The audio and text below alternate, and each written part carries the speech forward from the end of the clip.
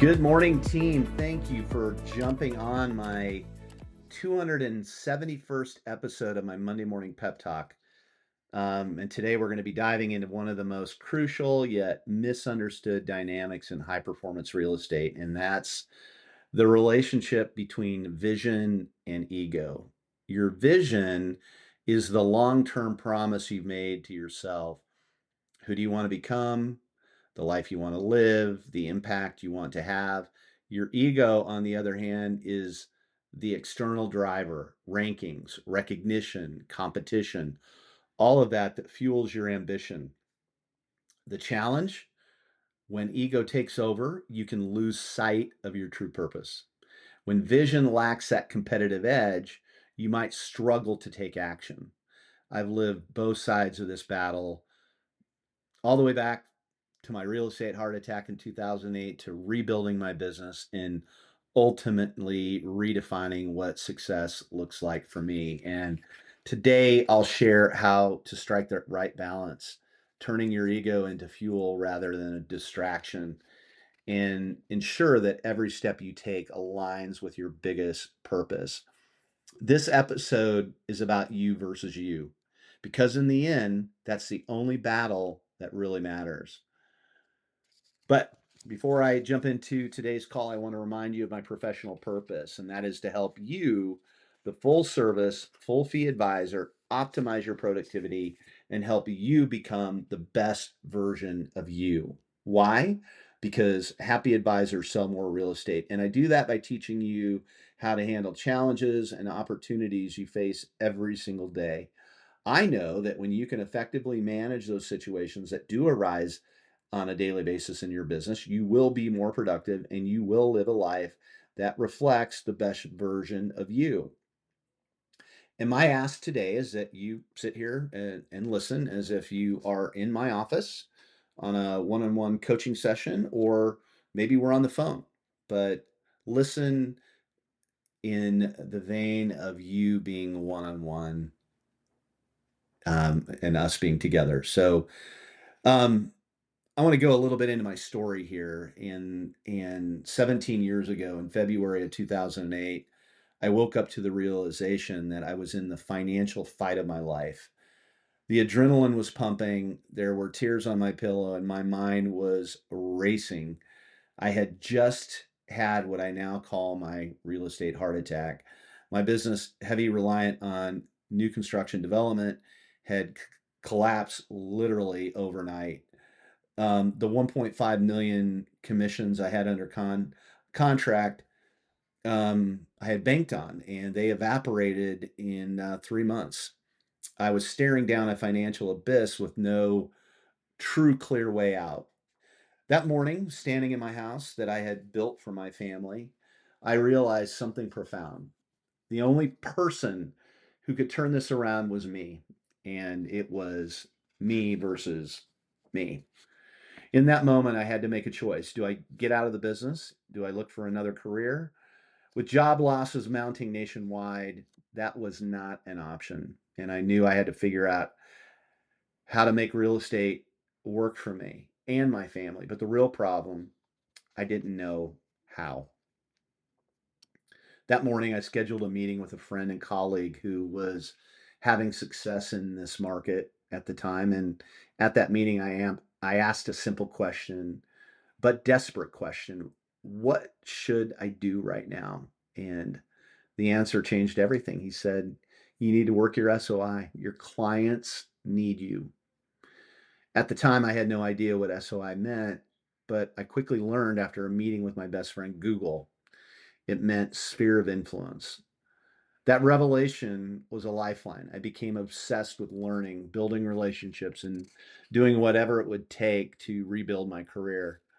I stopped worrying about the market, about other brokers, about outside noise. The only competition was me versus me. Years later, after fighting my way back, I came to understand something deeper. The real battle wasn't just me versus me, it was a battle between vision versus ego. I define vision as the promises you make to yourself, your long-term purpose, who you want to become, and the life you want to live. Ego, again, on the other hand, is that external driver that motivates you. All those scoreboards, the recognition, and the competition. Ego is not inherently bad. In fact, if you want to be an elite level producer, you need some ego. It's the fuel that pushes you forward. But ego without vision is a dangerous trap. It's what drives someone to build a multi-million dollar business only to feel completely lost a month after selling it. Without vision, success becomes empty. On the flip side, vision without ego can leave you uninspired, lacking the external push to get you up every morning and do the work. The key is balance, understanding the symbiotic relationship between vision and ego and using them both to your advantage. So, here are some of the common ego-driven thoughts I've seen in I've seen in our industry.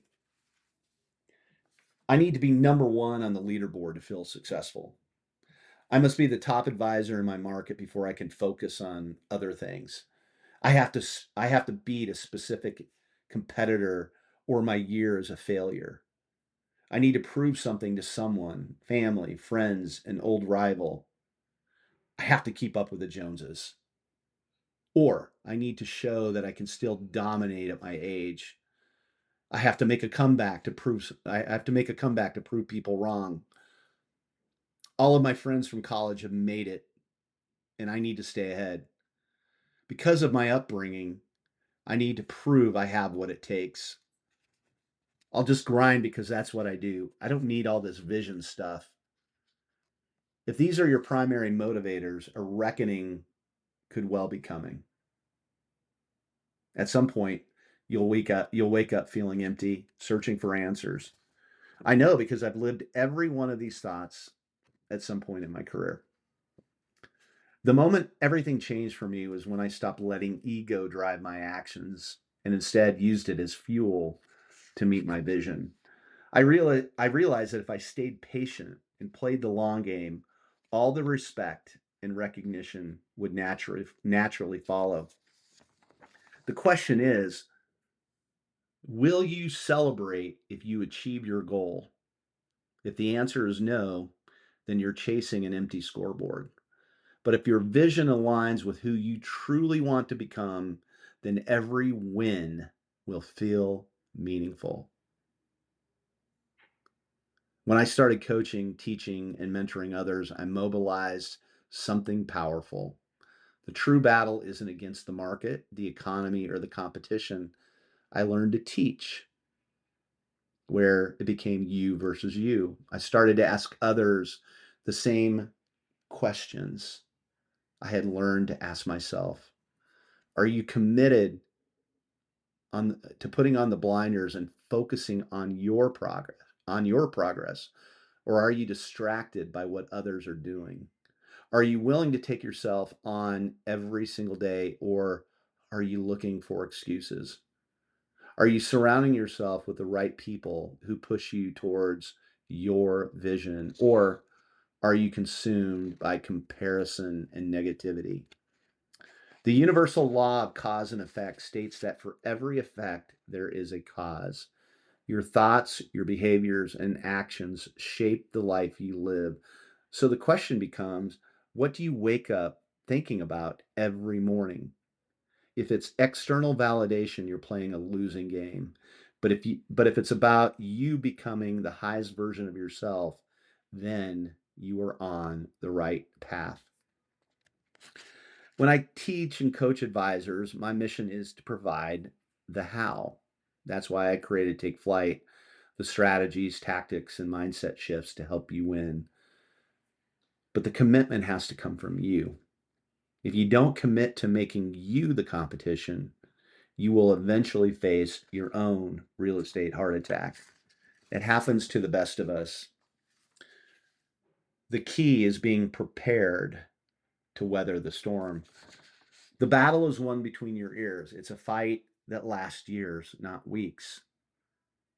But when you make the decision to compete against yourself, to push past your own doubts, your own limitations, and your own distractions, your business and life will transform. Not if, but when. As you navigate your own journey, remember that others around you are also fighting their battles. We're in the midst of award season in the real estate industry, a time when recognition is given, achievements are celebrated, and rankings are posted. While it's important to celebrate your own growth, it's equally important to support those who are still working through their challenges. Your experience, your knowledge, and your lessons learned can be a guiding light to someone else. Be the mentor, the encourager, the inspiration, because success isn't just about winning your battle, it's about helping others win theirs too. On that note, something truly special is happening at Jameson Sotheby's International Realty. On the same week, we come together to celebrate our company's and our advisors' achievements. 50 of our advisors will be starting their journey with Take Flight. The coaching program I provided, or I'm sorry, I created to provide the how for those ready to reach new heights. It's a powerful reminder that personal and professional growth is a continuous journey, and there's no better time than now to commit to your next level. That house that I stood in that morning in 2008, I thought I had built that house, but looking back, now I know how much I learned during those years, and I see the truth. That house actually built me. Team, have a great week. I'll talk to you next week.